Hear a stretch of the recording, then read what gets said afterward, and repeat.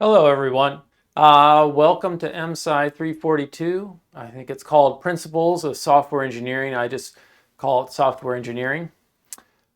Uh, the Omicron edition. I absolutely didn't expect to find myself here again, recording videos for you.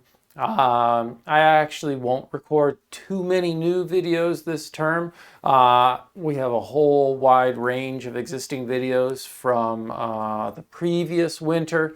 I'm going to say largely the same things, so it doesn't make sense to record new ones. And I hope and I pray that we will actually be in person before the end of the term. I know there's a lot of doubt about that, but I really hope so. I certainly haven't heard anything official other than what you've heard, so I don't get any, on the grapevine sort of thing, but I sure hope that we'll be able to return to being in person. Basically by the end of the month, maybe. I hope so. Anyways, you can take a look at the syllabus. I have some material in there about how we're going to function if we do return to in-person or other sort of contingencies. But for now, we're 100% online, so you're going to have your lectures here recorded and able to watch them. We're going to drive the course via Learn and CampusWire and Teams and Codio, all that good stuff.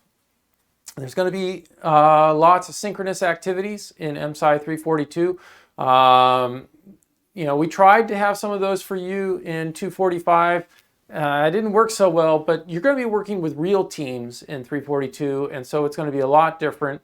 I'll put together a detailed schedule so that you know when to expect to actually show up for the synchronous activities, and it'll all be detailed as soon as possible. All right, let's get into things. And my apologies. For some of you, you may not know me. It's possible, I guess, if you transferred in or something along those lines, but I am Dr. Smucker. That's probably the preferred way to address me. It's what I called my professors when I was in school, so it's just a habit tradition. You're also welcome to call me Professor Smucker. I am a professor in the Management Sciences Department. All right, and what else could you call me? Feel free, call me Mr. Smucker. That's great. Some people just simply call me Smucker. Fine. I don't mind. My first name is Mark. You can call me by my first name as well. That's all right. And if you forget any of this, you could go you or dude or whatever. But this is pretty easy. This is just a preference ordering. I prefer near the top. You find what works for you, though, and meet me somewhere on that spectrum, okay? All right. So since I've just covered, sort of expectations for how to address me, and again, any of the choices are fine, all right? Let's talk about one small little thing. We will use, in some circumstances in this course, email. And so I always like to talk about this in this course. How should you address email? It's actually quite simple. Easiest thing nowadays is just to do hi, and you say whatever the person's name is. So pick what it is you want to address me as, and it would be like, hi, Dr. Smucker, or hi, Smucker, or hi, Mark, or just, you know what? If you don't like that, you can be old-timey fashioned and you can have dear, but most of you don't like that. It sounds really weird to you. That's totally fine. Also, completely fine just to go with a name. Leave off the hi, leave off the dear, leave off the hello, okay? Totally fine as well. Or just start the email. I mean, officially, you've already addressed who it is to. You've given it a subject line. Why do you need a salutation? It's tradition. but you don't have to. You could just start an email. So these are probably the most direct and to the point. Hi is sort of nice and friendly. Dear is old-fashioned and traditional. But what I would encourage you not to do is to do your emails with hey or hey name or whatever. We older folk find hey to be rude. It seems excessively, just excessively casual. Doesn't seem to make sense. And when you combine it with like, hey, Mark, it's like, who are you talking to? You know, like I'm your professor, I'm your teacher. It seems weird, okay? So don't do that. Do these. Great. Now, you're going to wonder right now, like, wait a minute, why in the world are you talking in MSCI 342 about how to address you? Or, although I do that in all my courses, how to send email? Oh, come on. Well, MSCI 342 actually has a lot in it about how to actually work. And in particular, how to work as a team, okay? And I know it seems a little stupid, but the reality is that a vast amount of software engineering is all about teamwork and how to work with people. And in fact, I would go so far as to say that software engineering, it's all about people, okay? Now, me telling you how to send email, this is an example of setting expectations, all right? And sort of the real big message here is you need to, with other people, you need to set proper expectations for the behavior that you expect for them. You need to work with them and make it clear what you expect. And to reach an agreement, basically, between you as to how it is that you're going to behave.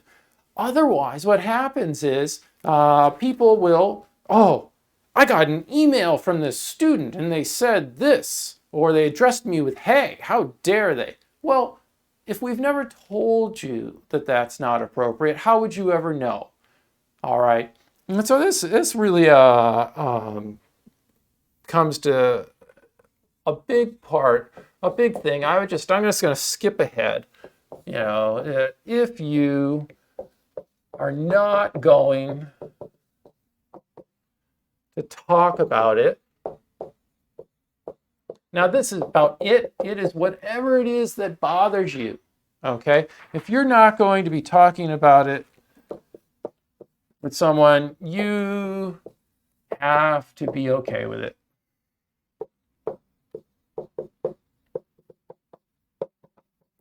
So you're working with people. People don't do what you want them to do. Did you talk to them? Did you set expectations? You have a roommate. And your roommate is messier than you want, and you're always mad and upset about it. But have you talked with your roommate about what the household, the apartment, your joint agreed to level of cleanliness is? If not, you don't have a right to be upset at them. Okay? We work together with people. We need to form a team, and we need to form a common consensus about what our expectations are. And so me talking about how to address me, talking about how to send email, these are just tiny little examples of this big overall thing that we're going to be working as teams. We're going to have to do a lot of talking about how it is that we're going to behave with each other. Now, to a large extent in the course, I'm going to go and give very explicit instructions. This is what you should do. This is how you should behave. And everyone on the team is going to know that those are the expectations. But there's going to be lots of other things that I never talk about, that I never anticipate. And the team is going to have to talk about these things. And that's just the way life goes. And that's a large part of what this course is. It's how to work as a team to build software. All right. And so let's move on. I want to keep this short this year rather than my longer intro video. You're welcome to go back if you wanted to and watch last year's intro video, but I'm trying to move it all on. All right, how did we get here?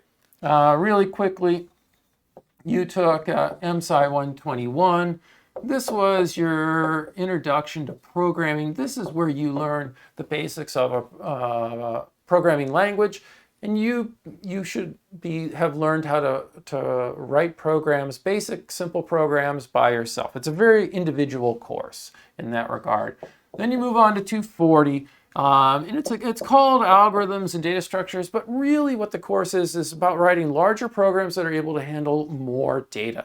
So these algorithms and the data structures, they let you scale to larger amounts of data. This is really, it's a growth and progression, and your programs are larger, okay? So that's what's going on, and you're still working by yourself, okay? And you're still basically learning how to program. And so these are your programming courses.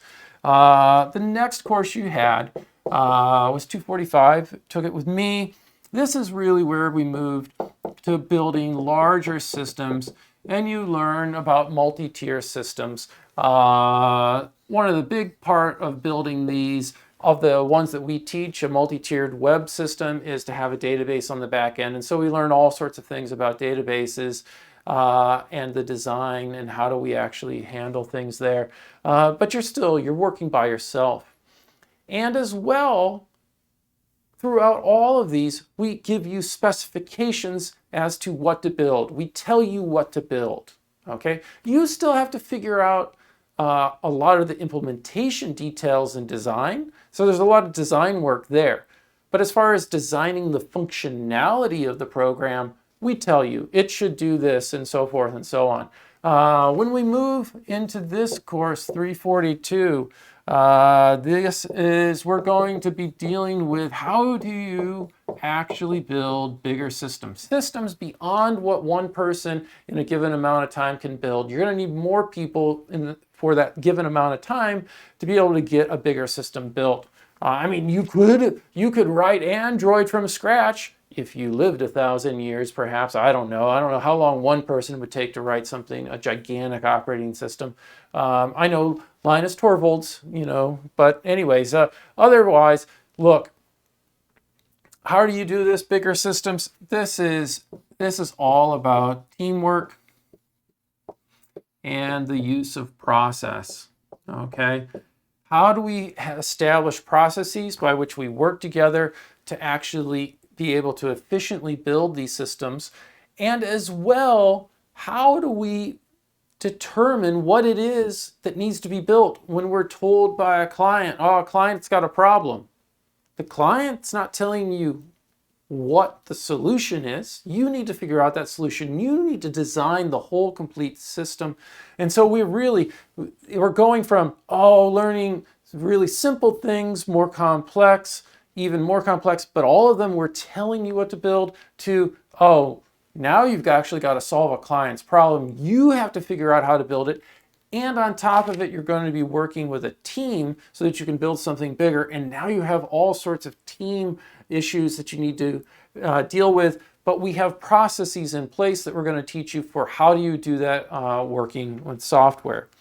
All right. Now, the late Phil Everson, one of a really great management engineering student who unfortunately passed away several years ago. He, as an undergraduate, actually TA'd an early version of this course, and he really told me, he's like, Mark, you have to get through to the students that this is not a normal course. Too many of the students come into 342 and expect it to be their standard sort of course. Your standard sort of course where you've got some lectures, you do some homework, and you've got some exams. And you can sort of shift work around as needed in your schedule. And that's a normal course. Oh, I can skip a lecture here, or I can skip a tutorial there. But 342 is really different. This is your first really big project-oriented course. You're going to have these teams. The teams have to be able to meet and work together. And you have lots of scheduled activities, and the course, this project, it's not one project that you cram out at the end of the course. It's a project over the whole length of the course. And so it ends up being cumulative over time. It's a really different thing. And so, just to simply let you know, I'll just write that down, 342 is not a normal course. Okay, so don't fall prey to trying to use your normal mechanisms for the course to succeed in the course, because that will set you up. You'll have this dissonance. You'll go, I want to do this and I want to do that, but this course doesn't let me do that. The course isn't designed to be normal. The course is designed to maximize your ability to learn what it's like to work on a software team and utilize a good process to work together on a software team. And so the course is different. And just acknowledge that and go ahead with that, all right? Other ways that you're going to notice that it's really quite different is that we sort of have as a primary measure of success in it, and I say this, I'll show you the weighting in a moment.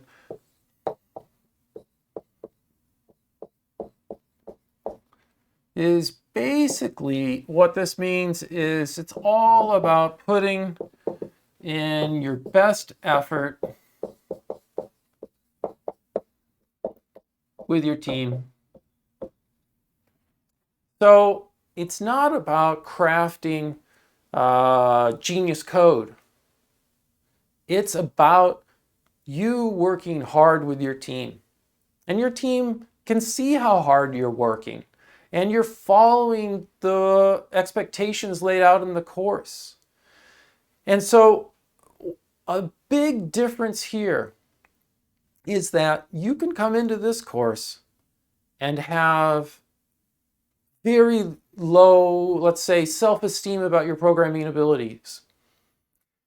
Or you can come into it with extremely high, like, I'm a hacker god.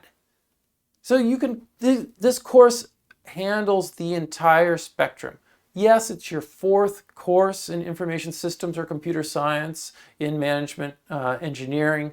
And so it really does build upon a large amount of material.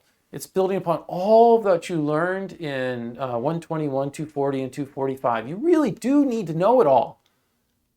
But even if you've struggled in all of those courses, this is the course that can still let you grow and develop and perhaps even be the first time that you've actually enjoyed working on software. Numerous students have said, I didn't like doing software until I got to work in a team, until I got to utilize processes, until I got a chance to learn from other people how to program. So those other courses, they were all about individual effort. Now you're going to work as a team and you're going to cooperate with each other on purpose. You can't get in trouble for cheating. We're working together in this course. That's the whole point. You're supposed to work together in this course. And so I've seen lots of students who come in and they're still very uncertain about their programming ability. But in 342, we create an environment where, since the primary measure of success is putting in best effort, you can put in a great effort and be, let's say, not a very good programmer, and you can end up with a much better score than the hacker god who is a jerk and doesn't work well with their team. Okay? So being super talented at your programming ability, it's good. Oh yeah, I'm not going to deny that. It's going to be really helpful if you can be working with your team and helping your team. If you don't function within the notion of making the team successful and putting in a good effort, you're going to have lots of problems. But the same thing goes. You don't have to have superb ability, because we're really going to measure you for a huge amount of the course on the effort that you put forward. Okay. Well, how else is this course different? One of the big things is it calls for constant attention. And that's a big shift. So you often, again, you can ignore some courses for a little while you focus on others with big deadlines. Not here. Basically, you're always going to be saying to yourself each day, what should I be doing in 342? And that's because the project is ongoing. The project is not done until the end of the course, basically, and we start it very early in the course.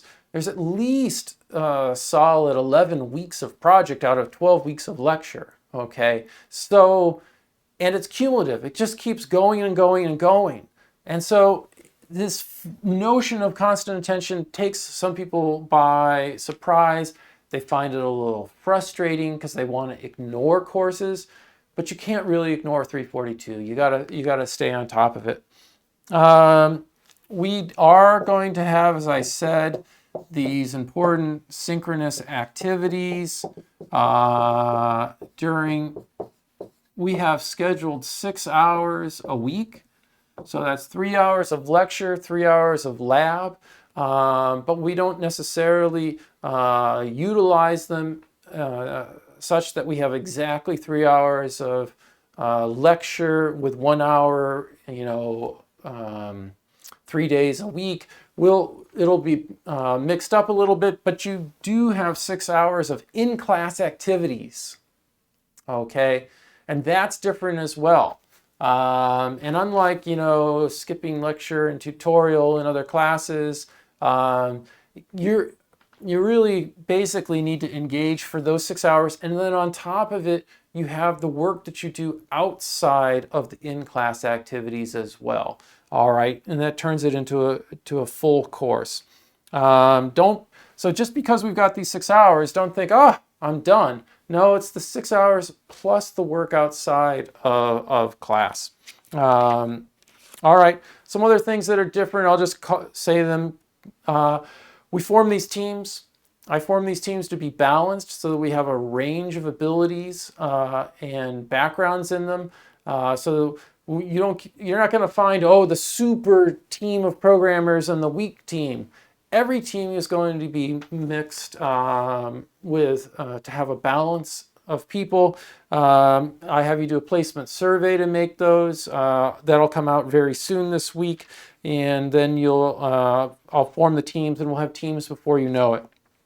Other thing that's different than what you're used to is you're going to have these TAs play the role of the clients for the software.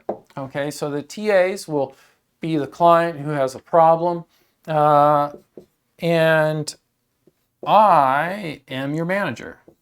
All right, so what does that mean? Well, managers are the people who tell you what to do, or at least set expectations, and I also evaluate you at the end. Your TAs don't do that. They're just your clients. They're going to present the problem. They're going to be meeting with you. You're going to be meeting with them. You're going to be trying to solve the problems that they have. But as a manager, you turn to me for advice. I can help you with your designs. Absolutely.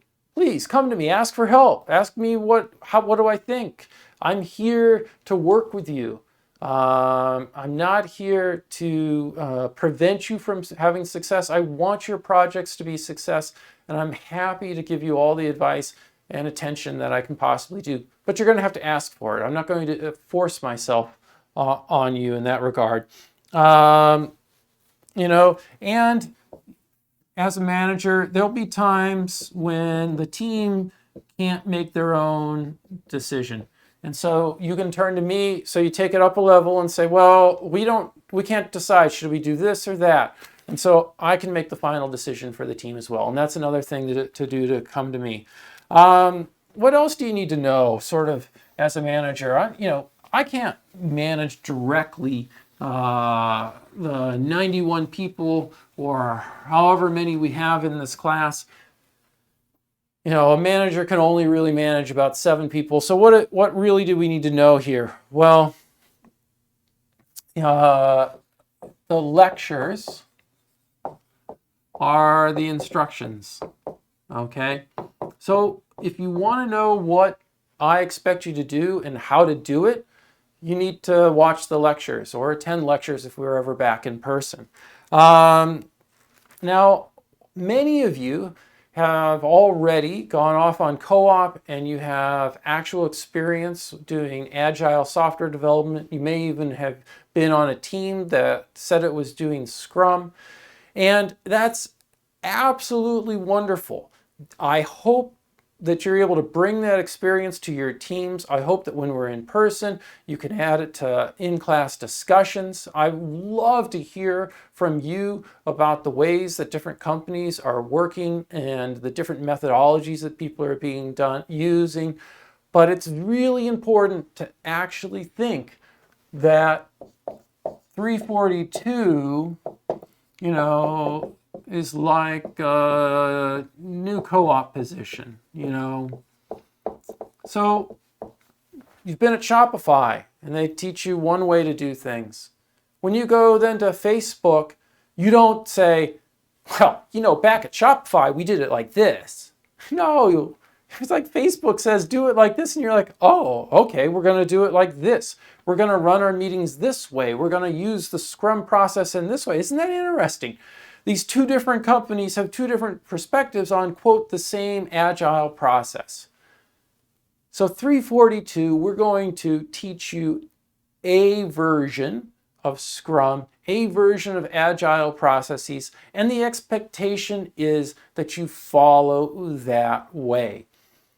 I absolutely don't want you to go and subvert the instructions that I give via lecture in your teams. So I don't want to have a lecture and tell you to do something a certain way, for example, on ways to use GitHub. And then for you to go, well, back when I was over at, whatever company, we did this and we're going to do it. Let's do that this way with our team.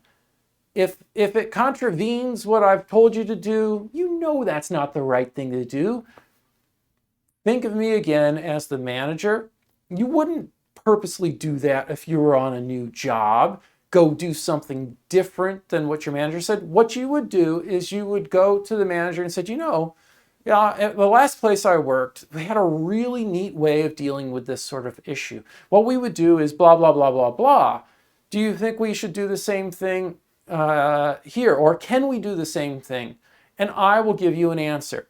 Sometimes I'm very open to other approaches and say, absolutely, the team can go ahead and do that. Other times I'll be like, no, I want the team to do it this way.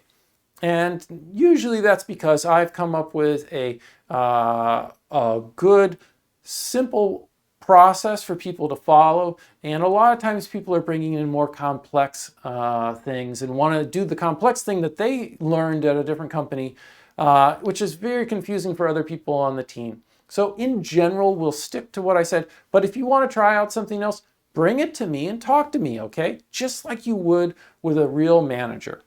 All right. What else do I have to say?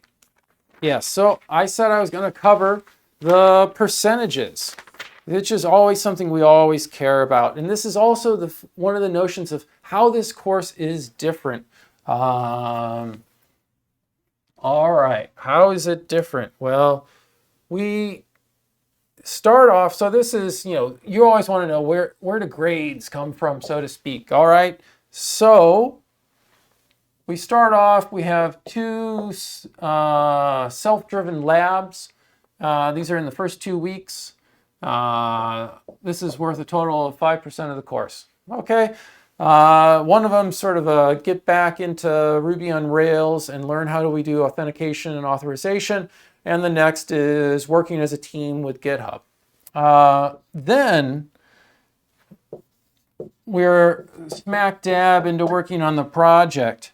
The project in total, with all the things associated with it, is 65% of the grade in the course. As I said, it's a major thing.